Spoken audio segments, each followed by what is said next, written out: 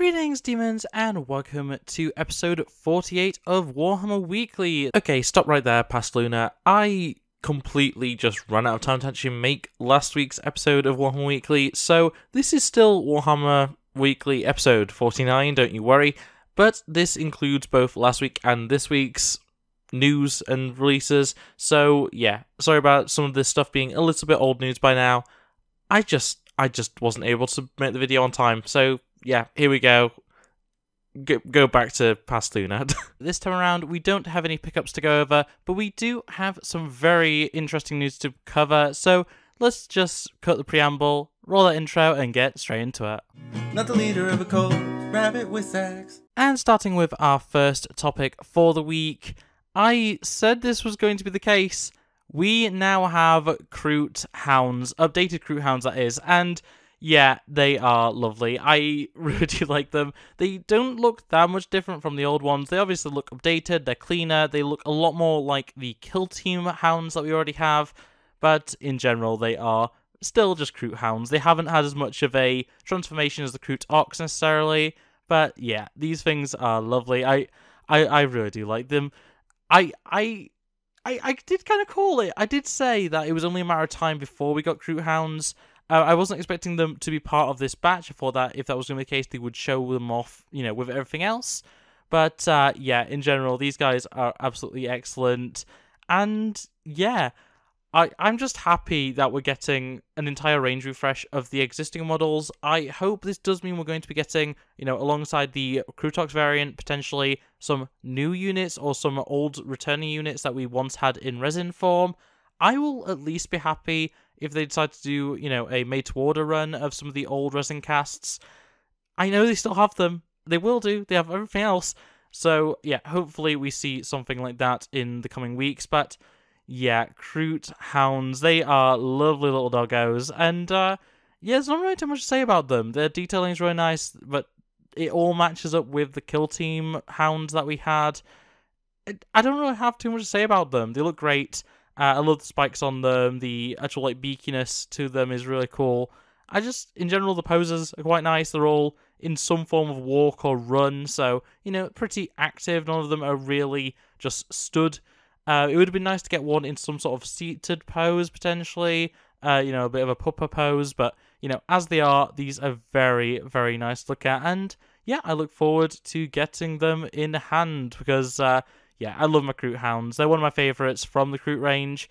And, yeah, it's lovely to see them updated along with the rest of the range. But, yeah, still weird that they decided to not include them in the original range refresh, like, reveal, I guess. But, yeah, track your quarry. That's the little tagline for them. Love little Kroot hounds. And continuing with the Kroot range refresh, we also have the brand new Trail Shaper. So we've already seen two other Shapers in this range refresh, so it's kind of interesting that we're getting yet another. But this one is pretty interesting. So essentially the model comes down to a Kroot Shaper who is pointing. That is basically it. He has a longbow of some description, some sort of melee weapon, covered in meat as per usual with this range refresh. And yeah, he appears to be the more mercenary kind of Kroot Shaper sort of thing. It's kind of interesting overall, like the kinds of things that they're going with. He's very much the hunter variant. It's interesting. I do quite like it. But yeah, in terms of the aesthetic, this is not necessarily the most interesting of the Shapers we've had, but it is definitely cool. It's definitely an upgrade over the old Shaper. And, yeah, in general, I do quite like this one. Once again, the quills. I quite like the mask. The mask on this one's quite nice. I do quite like that. You get a bit of, like, fabric over one of the arms. He has something in his right arm, the one that's pointing, that I don't quite know what it is. Can't quite make it out, but I'm sure that is something of relevance to, you know, something. But, yeah, his little rock that he stood on is very nice. It's very well sculpted. The little knee pads and stuff are very interesting, or the knee protection, I guess, because I think his actual knees are exposed. But, yeah, just in general, this is a very interesting Shaper, very different from the other ones, and, yeah, in general, I'm looking forward to getting a full collection of these guys, because this is definitely an interesting aspect that they are actually breaking up Shapers into multiple different types. It very much reminds me of how, like, Space Marines are built, where you have a lot of different variants of the same thing. You can have like 3 or 4 different chaplains. You can have 3 and 4 different, captains, whatever. It's very interesting that this is going very much the same way.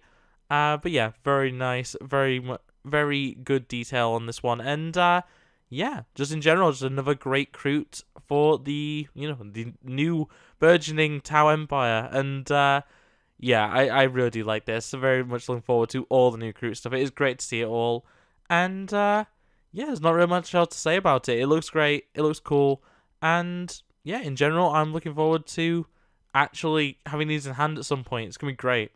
But moving over into the Horus Heresy, we have the Siegebreaker Consul. This is a new Space Marine character, and yeah, he looks interesting. I don't really have too much to say about him, unfortunately. He has quite a cool-looking little temp pad sort of thing attached to his backpack, and it has like a holo map of the area. I assume this guy is supposed to be some sort of communications expert of some description. He has antennas on his backpack and stuff like that. Has a very nice looking hammer, which is something we don't see too much from the non-Grey Knights of the Imperium. So very nice there. You do get a helmeted option, which interestingly enough, the unhelmeted option has a augmented eye, and then the helmeted option has 3 almost like augmented eyes over it, which is very fun to me. I do quite like that. The overall design here is very cool, but it is just a Space Marine with some extra attachments. So while it does look good and does look very interesting, and honestly, once again, as with most Horus Heresy like Space Marine characters, it would make a great sculpt just to throw into my Death Watch. It's not something I'm overly interested in. It's going to be coming in Forge World resin, so, that has its own downfalls. But, yeah, still, if it looks half as good as the actual, fine-tuned, 3D print, most likely, that we have for these pictures, I'm sure it's going to look absolutely lovely. And, yeah, that's all I can really say about it. There's nice detailing, as I say, the hologram, the holo map, or whatever it's supposed to be on the little monitor is very nice. I'd hate to be painting the little screen on his device there, but yeah, just a lot of nice little details, a little grenade on his side as well. Just some good stuff, just some really good stuff. But yeah, that is really it when it comes to models. They were the 2 actual reveals we got this week, the Kroot Hounds and then the Siegebreaker Consul. So yeah, moving on. We go from some of the more chaosy side of Horus Heresy to something a little bit less chaosy. It's hard to say. So, okay. Indrid Ha. This is the character we've got right now. He punches off the heads of World Eaters. So, yeah, definitely on the loyalist side of history. And, yeah, he's part of Beta Garmon battle. I don't know. This stuff is so nonsensical to me. I don't know what on earth's going on. But this is a very cool-looking leader character. And obviously he's named, which is interesting enough in itself. This guy has some really heavily damaged armor, some extremely heavily damaged armor, but he looks absolutely excellent. He has a power fist. He has a Volkite pistol, I believe. I'm not actually completely sure on what kind of pistol that is, but looks very interesting nonetheless. And just in general, this guy is very, very well detailed, covered in the little armor fixing bolts and stuff. It's just incredibly battle damaged and incredibly fixed up sort of thing. It's unfortunate we don't seem to have a helmet for this guy, though I'm sure that probably plays into whatever he's known for. He probably doesn't use a helmet too much in whatever book or story or whatever he comes from. I'm so sorry. When it comes to Heresy Thursday or Heresy in general, when it comes to the Horus Heresy, I really don't know anything about the characters. I've read one book, and that was Horus Rising, and that is literally it.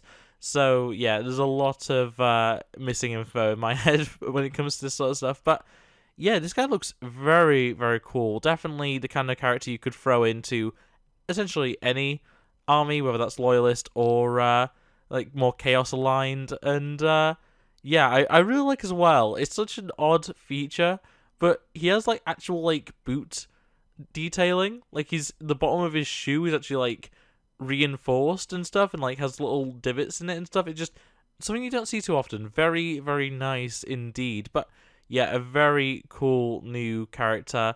And yeah, he has the Fangs of the Emperor warlord trait, which that is interesting in and of itself, that it's of the Emperor. That's something that we usually see purely for things like, you know,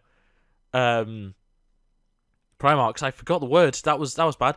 But yeah, no, we usually see that for stuff like Primarchs. That's very interesting. This is going to be a resin miniature, of course, because everything is nowadays. But yeah, very, very interesting. Very cool character. And yeah, there we go. That is all we have for Heresy Thursday this time around. And the final topic for the week, yeah, very short week this time around, is the Rumour Engine, of course, and that is for the 6th of February 2024. And I don't really know what to make of this. To me, my initial reaction is this is Kroot related, just because it has that general Krooty aesthetic, but it is clearly some sort of armoured cloak, potentially, some sort of armoured vehicle, perhaps. I'd almost actually lean more towards it being 30k than 40k, but yeah, that's where I'm leaning. It's definitely of that era, it's of the future zone of Warhammer, and yeah, it seems to have an engine of some description towards the top right there. There's not really much else to say about it. It has some, I'd say, rivets or design in it somehow. It very much does, to me, look like metal, and the, you know, rectangles sticking out of it very much remind me of the spikes of a Kroot.